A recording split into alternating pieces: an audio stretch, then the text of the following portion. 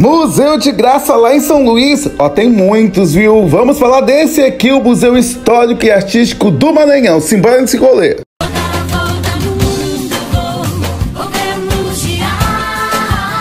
Está bem no coração do Centro Histórico e como a maioria dos museus da cidade, que aliás eu achei bárbaro, tem entrada franca e com visita guiada. Uma das principais finalidades do museu é zelar, incentivar e divulgar o patrimônio cultural do estado do Maranhão. E o próprio sobrado, né? Mas aqui em cima era o quê?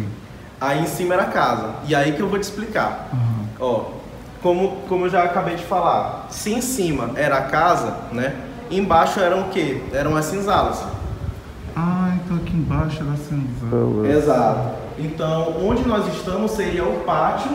Essa construção que atualmente funciona, o museu, é de 1836 e já pertenceu a alguns moradores, de fazendeiro e pai de intelectual até senador e governador do estado do Maranhão, também de um grande industrial do estado. Também, né, os escravizados que mais tinham acesso ao poço, né? Então, por isso, ele ficava aqui, porque esse aqui era o espaço em que eles poderiam circular. A casa guarda importantes construções e objetos que faziam parte daquela época. Os azulejos, características tão marcantes em São Luís, também estão lá. Os primeiros foram trazidos para a Igreja da Sé, pouco distante dali. E olhem a quantidade que chegou naquela época. Eram para cá 107 mil. O primeiro uso dos azulejos foi na Igreja da Sé. O historiador fala, inclusive, um pouquinho da técnica usada na época. Um molde de plástico, e aí você vaza esse molde, né, através, enfim, de um estilete e tal, e aí você pinta onde tá vazado. Tá, sei. Certo? Eles eram feitos com essa técnica, estampilha. Ali, para fazer reproduções, esse aqui ele é todo feito à mão, pintado à mão.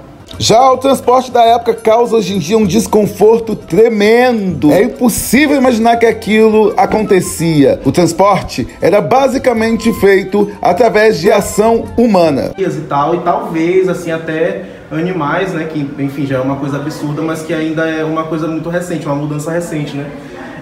Mas tração humana é uma coisa absurda ao quadrado, né? E essas pedras conhecidas por cantaria, você aí sabe o motivo? E aí por que cantaria? Porque os negros escravizados carregavam elas cantando. O pátio externo começa a surgir a partir do segundo dono, aquele pai de um intelectual brasileiro que inclusive veio introduzir a matemática no Brasil. O último dono da casa foi José Francisco Jorge, dono da fábrica Anil, fundada lá em 1893. Ficavam na fábrica Rio Anil. Como gárgulas em igreja, né, que ficam no topo, elas ficavam no topo do prédio. O nome da fábrica era Rio Anil? Fábrica Rio Anil. Tem alguma coisa a ver com o bairro? O Anil, o bairro do Anil, ele foi feito a partir do Rio Anil. Ah, tá. Então tem nada a ver com essa fábrica, não, né? Tem tudo a ver, a fábrica ficava no Anil. Olha essa espécie de buraco feita na parede, é uma seteira. Escute bem para o que ela servia. Então eles se escondiam quando fossem atacados, e quando eles fossem atacar, eles tinham toda a proteção ali para atacar com uma certa liberdade, né? Ah, tá. Eles colocavam uma flecha de lá, né? Exato. Aqui no Brasil, essas seteiras elas começaram a ser usadas por quê? Porque o objetivo da senzala, sendo uma prisão, era fazer com que os escravizados tivessem o mínimo contato possível com a parte de fora. Então eles faziam essas janelas, né? Que não tem exatamente uma dignidade para chamar de janela, né?